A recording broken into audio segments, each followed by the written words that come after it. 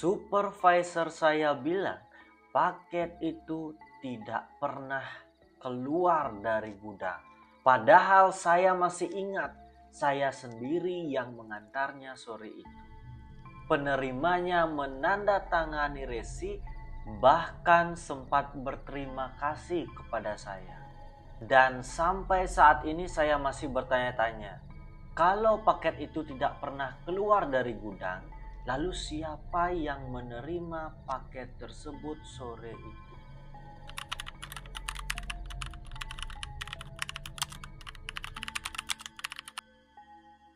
Oke, kembali lagi di kisah mistis. Oke teman-teman, di part dan episode kali ini kita akan bercerita kembali kisah dari seorang, sebut saja namanya adalah Bima. Bima ini berusia 28 tahun. Bima bekerja sebagai kurir ekspedisi di Jawa Tengah. Dan sudah hampir 4 tahun Bima bekerja sebagai kurir ekspedisi mengirim paket ke berbagai daerah. Mulai dari perumahan, pasar, gudang, sampai desa yang letaknya jauh dari kota. Dan selama ia bekerja, dari awal karirnya sebagai seorang kurir ekspedisi, dia tidak pernah mengalami kejadian aneh. Sampai suatu sore, sekitar jam 5 lewat 10 menit, saat semua kurir sudah mulai kembali ke kantor, supervisor memanggil Bima. Bim, masih ada satu paket. Dan Bima melihat alamat paket tersebut. Desa Gang Melati, rumah nomor 17. Jarak dari kantornya Bima sekitar 30 menit. Dan Bima waktu itu sempat berkata, "Besok saja Pak." Dan Pak Supervisor menggelengkan kepalanya. Lalu ia berkata, "Harus hari ini." Karena tinggal satu paket lagi waktu itu. Jadi supervisor menginginkan paket itu harus diantarnya sore itu juga. Karena besok akan kedatangan paket yang lebih banyak lagi. Jadi tanpa membuang-buang waktu, Bima akhirnya berangkat dari kantor menuju ke lokasi paket tersebut. Awalnya perjalanannya biasa saja, GPS berjalan dengan normal. Namun ketika memasuki area persawahan, sinyal mulai hilang. Aplikasi terus memutar ulang dan GPS waktu itu terus berputar karena ketiadaan sinyal waktu itu. Nah, di tengah perjalanan Bima pun bertemu dengan seorang kakek-kakek. Dan sebut saja itu adalah kakek Ega. Waktu itu kakek Ega sedang menyapu halamannya. Kemudian Bima pun bertanya kepada kakek Ega, "Pak, Gang Melati di mana ya?" Lalu kakek Ega pun menjawab dan menunjuk ke arah jalan kecil di gang sebelah kiri. "Ikuti saja jalan itu," sambung kakek Ega. Lalu Bima pun mengucapkan terima kasih kepada kakek Ega. Lalu beberapa menit kemudian, Bima pun kembali ke tempat kakek Ega tadi. Bima hendak bertanya lagi, karena Bima ini heran. Padahal dia sudah terus saja lurus di sana, namun hasilnya tetap sama, muter-muter di sana saja. Bima kembali ke persimpangan yang sama berkali-kali. Nah, saat itu Bima ini berhenti di pinggir jalan dan ada salah satu seorang ibu-ibu menghampiri Bima. Nah, jadi ibu-ibu ini wajahnya sudah keriput, sudah tua, rambutnya sudah beruban, kata Bima, dan jalannya pun sudah tidak fit, jalannya sudah membungkuk. Dan ibu-ibu tersebut pun bertanya kepada Bima, "Kamu mencari rumah nomor 17?" Tanya ibu itu. Dan Bima pun hanya mengangguk di sana. Dan ibu itu pun membalas dengan senyuman. "Terus saja sampai ujung," kata ibunya. Dan anehnya ketika Bima menuruti arahan dari ibu tua tersebut, Bima menemukan rumah nomor 17 itu. Rumah tua, catnya sudah kusam sekali. Halamannya dipenuhi dengan bunga melati. Lalu di saat Bima sedang melihat-lihat sekitarnya, seorang bapak-bapak tua pun keluar dari dalam rumah. "Maaf Pak, saya mengantar paket," kata Bima waktu itu. Kakek tua tersebut hanya tersenyum lalu bergumam, "Akhirnya sampai juga." Lalu Bima pun menyerahkan paket sebagaimana mestinya. Beliau menandatangani resi digital dan lain sebagainya.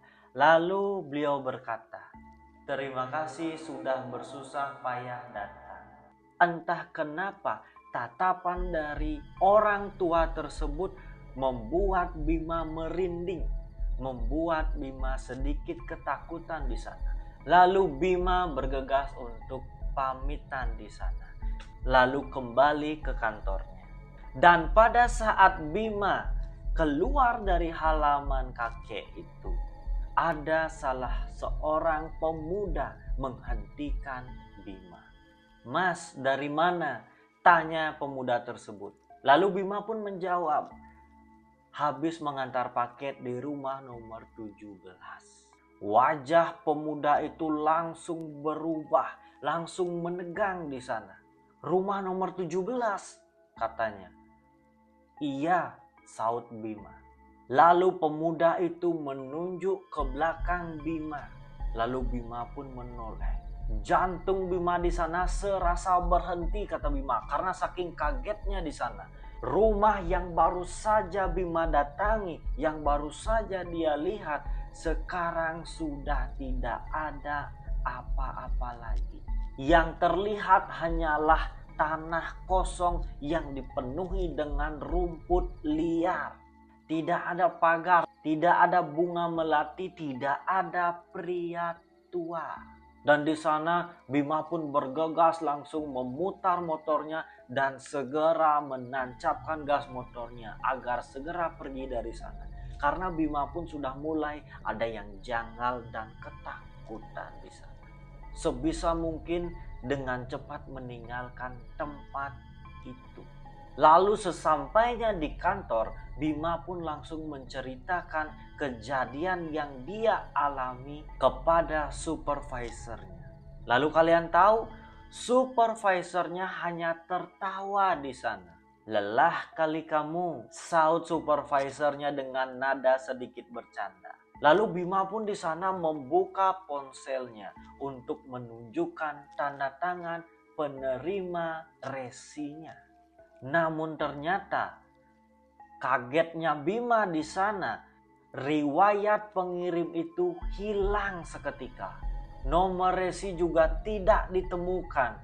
Supervisor lalu membuka rak gudang dan ia berkata, "Bim, paket yang kamu bilang sudah diantar masih di sini."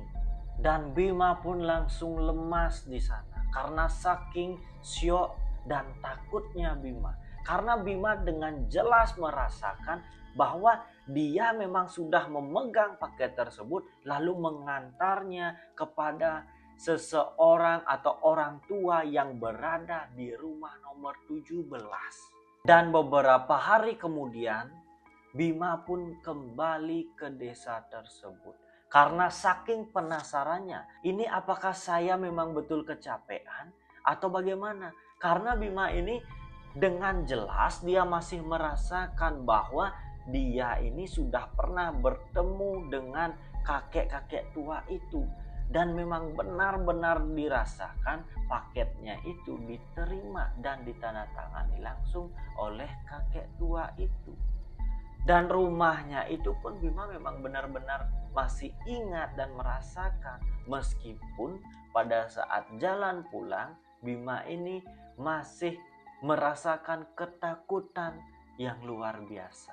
Karena hilangnya rumah itu di belakangnya persekian detik setelah ia mengantarkan. Lalu ia kembali ke daerah tersebut. Sesampainya Bima di desa tersebut, Bima pun bertemu dengan kepala dusun di sana. Nah, di sana Bima menceritakan semua kejadian yang ia alami di desa tersebut. Lalu kepala dusun di sana hanya terdiam membeku di sana. Lalu dengan pelan kepala dusun pun bertanya kepada Bima. Rumahnya banyak bunga melati, Bima pun hanya mengangguk di sana. Lalu kepala dusun pun menarik nafas panjang, seolah-olah akan menjelaskan sesuatu yang lebih dalam lagi. Dan benar saja, setelah menarik nafas panjang, kepala dusun tersebut langsung mengungkapkan sesuatu. Di situ memang ada rumah. Pemiliknya adalah pensiunan guru. Namun pensiunan guru tersebut sudah meninggal 11 tahun yang lalu.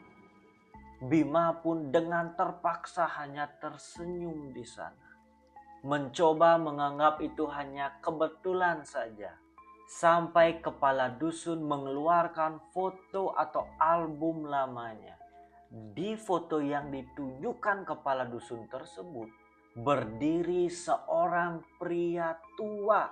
Wajahnya sama persis, bahkan tidak ada bedanya dengan pria tua yang menerima paket waktu itu. Di sana letak ketakutan daripada Bima. Semenjak saat itu juga Bima pun tetap menjadi seorang kurir ekspedisi. Hanya saja dia berjanji kepada dirinya sendiri bahwa dia tidak akan mengambil ataupun mengantar paket menjelang malam. Dan kata Bima di sana, kalau saya mengirim paket terakhir menjelang malam dan GPS mulai membawa saya ke arah yang tidak saya pernah lewati atau tidak pernah saya kenal, saya lebih baik akan memutar balik lalu kembali ke rumah, tidak melanjutkan pengantaran tersebut. Karena kata Bima, dia tidak ingin mengantar paket kepada seseorang yang sebenarnya sudah lama tiada. Dan sampai saat ini Bima pun memang masih benar sebagai seorang kurir ekspedisi. Hanya saja ketika sudah jam pulang, dia tidak lagi memaksakan satu paket pun. Meskipun itu disuruh atau ditugaskan oleh supervisor, Bima pun pasti dengan enggan menerima, bahkan selalu menolaknya. Karena memang sudah jam istirahat, jam dia pulang ke rumahnya. Dan itu cerita dari seorang Bima. Dan Bima ini sekali lagi saya sampaikan bahwa Bima ini adalah nama samaran. Jadi nama aslinya tidak diperkenankan untuk disebutkan. Dan itu cerita dari seorang Bima. Jika teman-teman yang menonton di episode kali ini memiliki kisah ataupun cerita, bisa kirimkan ke email di kolom deskripsi. Nanti kita akan ceritakan bersama kisah dari teman-teman. Dan cerita Bima pun tamat di sini.